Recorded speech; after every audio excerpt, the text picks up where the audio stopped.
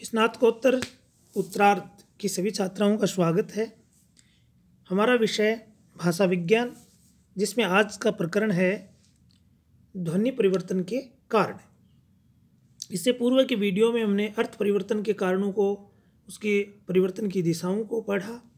आज हम पढ़ेंगे ध्वनि परिवर्तन के कारण।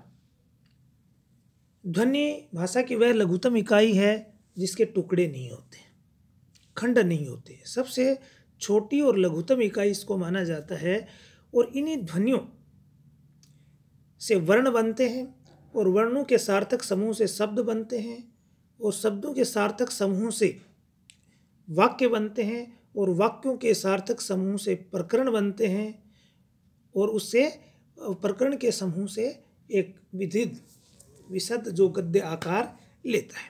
तो ध्वनि एक मूल इकाई है जिसका अध्ययन करना बहुत जरूरी है।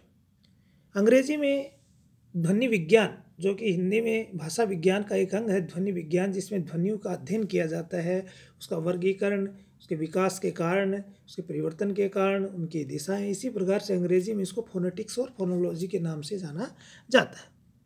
दोनों में थोड़ा बड़ा सूक्ष्म अंतर है फोनोलॉजी और फोनेटिक्स में। एक में ध्वनियों की व्यवस्था से संबंधित अध्ययन किया जाता है, एक में ध्वनियों के विकास के को लेकर के अध्ययन किया जाता है। ध्वनि परिवर्तन का जो हमारा विषय है वो,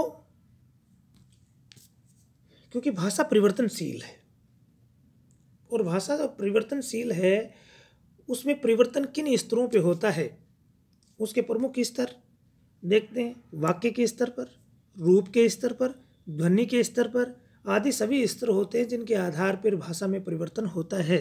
जैसे संस्कृत में एक घोटक शब्द था, घोड़े के लिए प्रयुक्त होता था और धीरे धीरे ये कालांतर में बदलता बदलता आज ये हिंदी में घोड़ा शब्द के रूप में प्रयुक्त होता है। ट है वो अड़ में बदल गया, यानी कि धीरे धीरे जो ध्वनियों में जो परिवर्तन आया वो परिवर्तन होते होते जाकर के ट है वो अड़ में बदल गया। यही जो प्रक्रिया होती है वो किस कारणों से ये परिवर्तन हुआ, वो ध्वनि परिवर्तन के कारण होते हैं जिनका हमने अध्ययन करना है।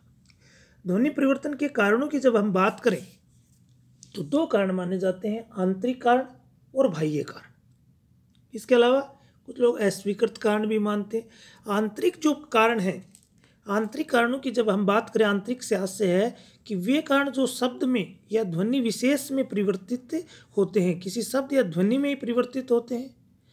और दूसरा बाह्य वो जो हैं, जो शब्द के भीतर न होकर के बाहरी परिस्थितियों के कारण परिवर्तन होते हैं, इसलिए उनको बाह्य कारण कहते हैं। आंतरिक और बाह्य कारणों पर विचार करने से पूर्व हम देखते हैं कि अस्वीकृत कारण, कुछ लोग ये कारण देते हैं लेकिन इसको भाषा विज्ञान की दृष्टि से स्वीकृत नहीं किया जाता है। वो पहला जो कारण है वो वाग् यंत्र की विभिन्नता, यानी कि प्रत्येक व्यक्ति की जो वाग् यंत्र है, काकल्य है, कंठ है, जिह्वा है, जो वाग् यंत्रियाँ बोला जाता है, जिनके माध्यम से, जिनका की सहायता से हम स्वर और व्यंजन का उच्चारण करते हैं, उनमें भिन्नता है।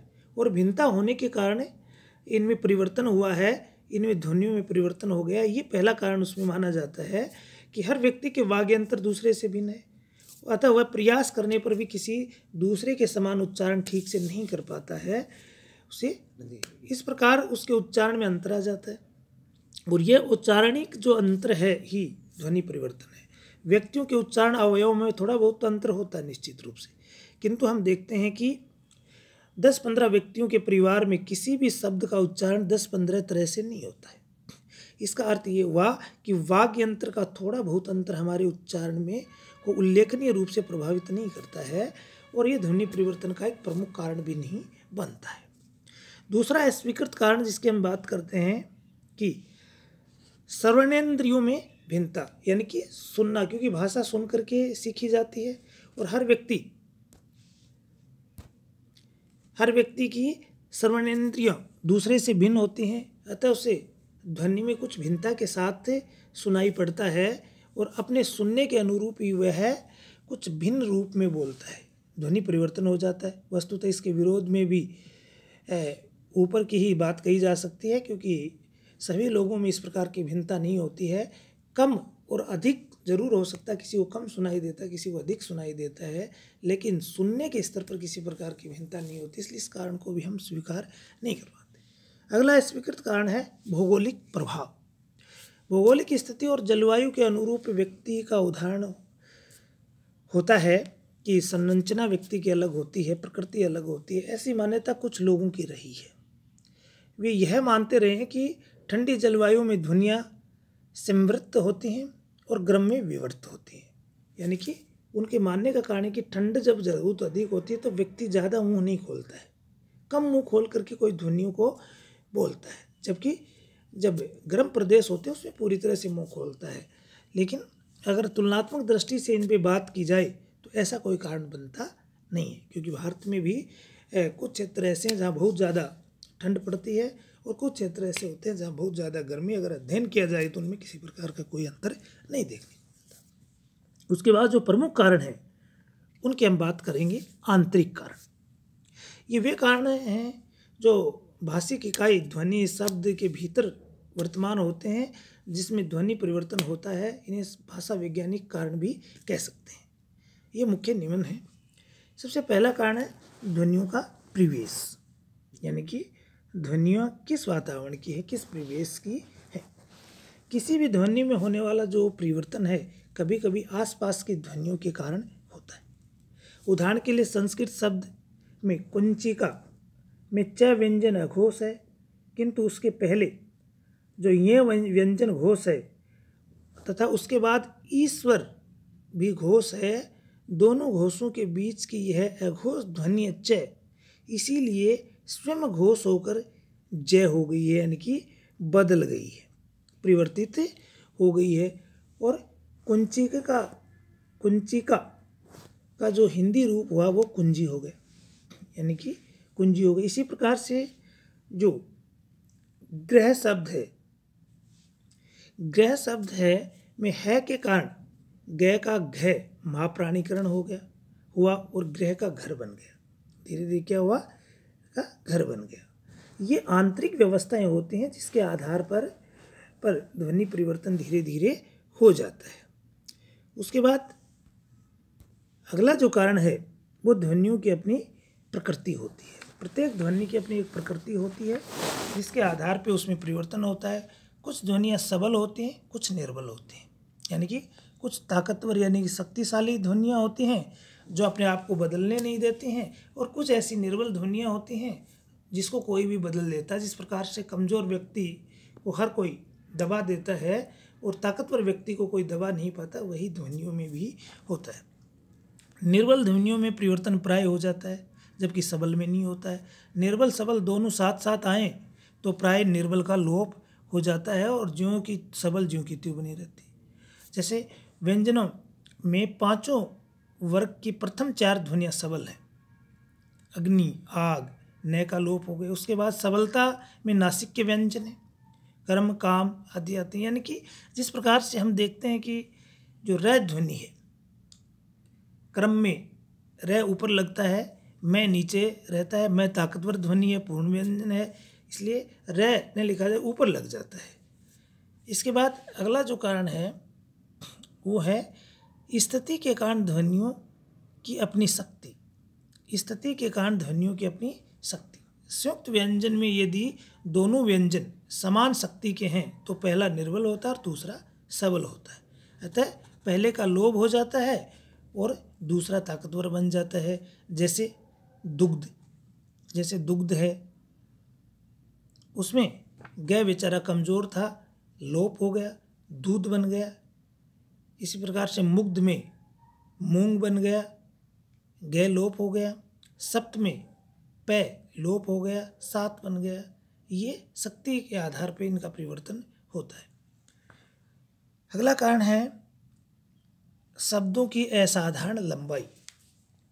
जो शब्द लंबे अधिक होते हैं उन्हें बोलने में अधिक असुविधा होती है और इसलिए उसमें परिवर्तन अधिक होते हैं। जैसे अध्यापक, झा, उपाध्याय, ओझा, जयराम जी की जयराम, चायग्रम, चागरम, चारम, ऐसे सब सायास करने लग जाते। उत्तरी पूर्वी सीमा, आंतरिक सुरक्षा कानून, यानी कि हम संक्षेप में बोलने का प्रयास करते हैं, जिसके कारण धीरे धीरे क्या होता है कि ध्वनियों में परिवर्तन हो जाता है। ये आंतरिक कारण हैं। इसके बाद कुछ बाह्य कारण हैं जो ध्वनि परिवर्तन के प्रमुख कारण माने जाते हैं। पहला जो बाह्य कारण है वो है मुख सुख, उच्चारण सुविधा या प्रियतन लाघव। व्यक्ति की एक आदत होती है, एक प्रकृति होती है कि वो कम प्रयास में अधिक लाभ लेना चाहता है, कम काम करने का फ़ायदा अधिक उठाना चाहता है। उसी प्रकार से भाषा में भी ये बात लागू होती है कि व्यक्ति कम शब्दों के माध्यम से अपनी अधिक से अधिक बात कहना चाहता है या कम प्रयत्न के माध्यम से अपनी बात को रखना चाहता है। इसलिए इसको प्रयत्न लाघव भी कहते हैं, क्योंकि भाषा साध्य न होकर विचारों को अभिव्यक्त करने का साधन होता है। वो कम प्रयास में हम अधिक बात कहते हैं। जैसे अंग्रेजी में टॉक, वॉक, नो, नाइफ, नाइ, साइकोलॉजी आदि में कुछ ध्वनियों का उच्चारण इसलिए नहीं किया जाता है कि वहाँ उनके उच्चारण में जीव को द्रविड़ प्राणायाम करना पड़ता है, यानी कि जीव्या को बड़ा प्रयास से करना पड़ता है। इसी प्रकार से हिंदी में भी हम बहुत से इस प्रकार के जो शब्द हैं या ध्वनियाँ हैं जिनको हम शॉर्ट में बोलते हैं। जैसे कनिष्क है, कनिष्क जो नाम है उसमें कई लोग कनिष्क कहने लग जाते हैं और स की ध्वनि को खा जाते हैं। निरंजन है, निंजन कहने लग जाते हैं। तो धीरे धीरे चल करके उन ध्वनियाँ वो छूट जाती हैं और उनमें परिवर्तन हो जाता है। जैसे जिस प्रकार से सपत्नी शब्द से सोत बन गया, अध्यापक से झा बन गया, है ना, उपाध्याय से ओझा बन गया। तो ये जो परिवर्तन के जो कारण हैं वो हमारी कंजूसी है, प्रयत्न लाघव है, जिसके कारण ये परिवर्तन हो जाता है। अगला है बोलने में शीघ्रता। कई बार हम क्या करते हैं कि जल्दी जल्दी बोलने का प्रयास करते हैं और जल्दी बोलने के कारण बहुत सी ध्वनियों को छोड़ देते हैं या खा जाते हैं। ये भी एक प्रमुख कारण होता है। जैसे पंडित जी, पर इस शीघ्रता के कारण सर्वत्र ही हम क्या करते हैं, पंडित जी कह देते हैं। उन्होंने की जगह उन्हें कह देते हैं। और आदि जो जिस प्रकार से दुग्ध को दूध कह देते हैं ना, इस प्रकार से जो कारण विभिन्न रहे हैं, जो बोलने की तीव्रता के कारण जो बदलाव होता है वो भी ध्वनि परिवर्तन के प्रमुख कारण होते हैं। भ्रामक या लौकिक व्युत्पत्ति, कई बार भ्रम की वजह से भी ध्वनियों में परिवर्तन हो जाता है। भ्रामक के व्युत्पत्ति का संबंध भी अज्ञान और अशिक्षा से है, पर साथ इनमें दो मिलते जुलते शब्दों का होना भी आवश्यक है। भ्रामक व्युत्पत्ति में होता यह है कि लोग किसी अपरिचित शब्द के संसर्ग में जब आते हैं, संपर्क में आते हैं, और यदि उनसे मिलता जुलता कोई शब्द उनकी भाषा में पहले से रहता है तो उस अपरिचित शब्द के स्थान पर उस परिचित शब्द का उच्चारण करने लग जाते हैं, उसे समझ करके, मान करके कि यही है, और इस प्रकार ध्वनि में परिवर्तन हो जाता है। अरबी में जैसे इंतकाल शब्द, इसी कारण हिंदी में अंतकाल हो गया। इंतकाल अरबी का है और इसको हिंदी में अंतकाल कहने लगे। लोगों ने अंत यानी कि आखिरी, काल यानी कि समय समझ लिया कि इसको इंतकाल का मतलब होता है इंत यानी कि आखिरी समय, और इस अर्थ में साम्यता है, अंतकाल कहने लगे। इसी प्रकार लोक भाषाओं में लाइब्रेरी, पुस्तकालय, रायबरेली, अठवांस आदि जो विभिन्न साम्यता पर आधारित जो शब्द हैं उनको परिवर्तित रूप में जानने लगे, जिसके कारण ध्वनियों में परिवर्तन हुआ। अगला कारण है सादृश्यता। सादृश्य यानी कि समानता। कुछ शब्द किसी दूसरे के सादृश्य के कारण अपनी ध्वनियों का परिवर्तन कर लेते हैं। जैसे 35 के सादृश्य पर 37 में अनुनासिकता आ गई है। संस्कृत में 12 के सादृश्य पर 11 भी एकादश हो गया है, 10 और 11 को एकादश। इस प्रकार से मुझ और तुझ सादृश्य हैं। देहात से देहाती के कारण शहर से शहराती हो गया। स्वर्ग से सादृश्य के कारण नरक से नरक हो गया। कबीर के निर्गुण के आधार पर सगुण और सरगुण कर दिया गया कई जगह। अच्छा, पिंगला के आधार पर ईड़ा का इंगला कर दिया, यानी कि सादृश्यता के आधार पे हम जैसे काम धाम राम श्याम ऐसे इस प्रकार से हम प्रयोग करते हुए ध्वनियों में परिवर्तन हो गया। इसके बाद अगला जो कारण है वो है लिखने के कारण। अंग्रेजी में गुप्त, मित्र आदि लिखने में अंत में ए लिखने का प्रभाव वह पड़ा कि लोग न केवल गुप्ता, मित्रा, मिश्रा आदि कहने लगे, अपितु हिंदी में भी वही लिखने लगे, क्योंकि GUPTA गुप्ता जबकि गुप्त होता है, और हम हिंदी में उसका अर्थ करके उसको गुप्ता लिखने लगे, मिश्रा लिखने लगे, और बुद्ध के स्थान पर बुद्धा लिखने लगे, अशोक के स्थान पर अशोका लिखने लगे, और धीरे धीरे प्रचलन में आ गया और ध्वनियों में परिवर्तन हो गए। अगला जो कारण है वो है बलाघात। बल का आघात, शक्ति ताकत के आधार पर किसी शब्द पे, किसी ध्वनि पे आघात करना। बलाघात के कारण ध्वनि परिवर्तन होता है। किसी ध्वनि पर बल देने में श्वास का अधिक भाग उसी के उच्चारण में व्यय करना पड़ता है, और परिणाम ये होता है कि उसके आसपास की ध्वनियाँ क्या होती हैं, कमजोर पड़ जाती हैं, और धीरे धीरे वो कमजोर पड़ने के बाद लोप हो जाते हैं और ध्वनि में परिवर्तन हो जाता है। अभ्यंतर के बीच में बल है, अंत आरंभ ए समाप्त हो गया, भीतर रह गया, यानी अभ्यंतर की बजाय भीतर कहने लग गए। उपाध्याय से ओझा हो गया, उपाध्याय से ओझा बन गया। पंजाबी लोगों के मुंह से इसी कारण ब्रीक बारीक, बाजार बाजार, साहित्य साहित्य सहित साहित्य, आलोचना आलोचना सुनाई पड़ता है।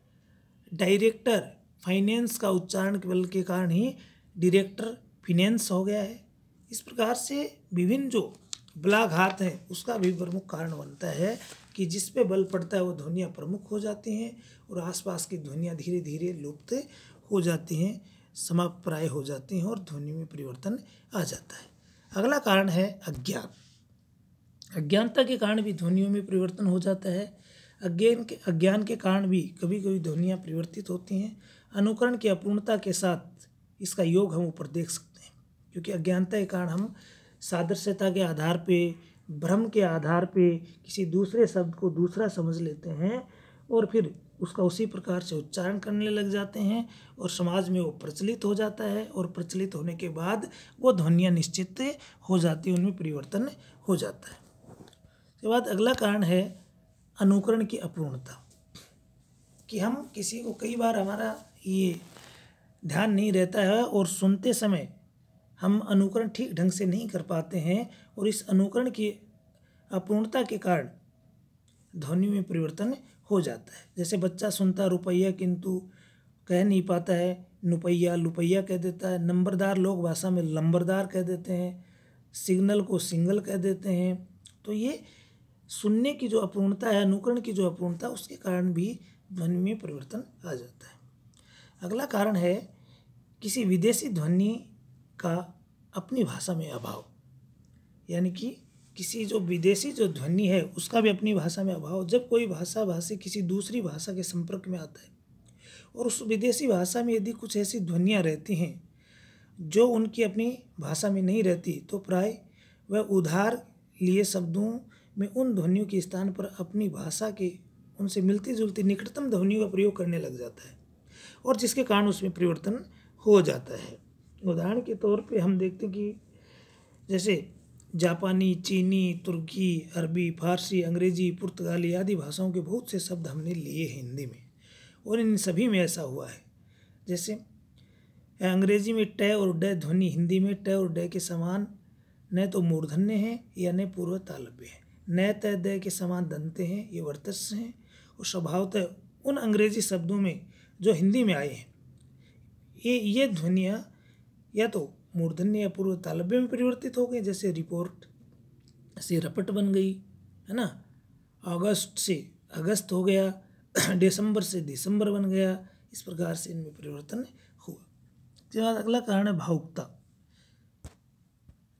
भावुकता के एक प्रमुख कारण है कि हमारे जो नज़दीकी संबंध के व्यक्ति होते हैं, अपने परिवारीजन होते हैं, अपनी भावुकता के कारण, अत्यधिक लाड चाव के कारण हम जो उनकी लोक प्रचलित जो शब्दावली का प्रयोग करते हुए उनमें कुछ परिवर्तन कर लेते हैं।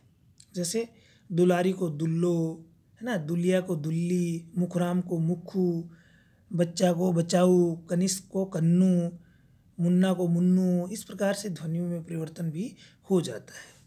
इसके बाद अगला कारण है विभाषा का प्रभाव, यानी कि एक राष्ट्र, जाति या संघ दूसरे के संपर्क में आते हैं तो विचार विनिमय के साथ ध्वनि विनिमय भी होता है और एक दूसरे की विशेष ध्वनियाँ एक दूसरे को प्रभावित करती हैं।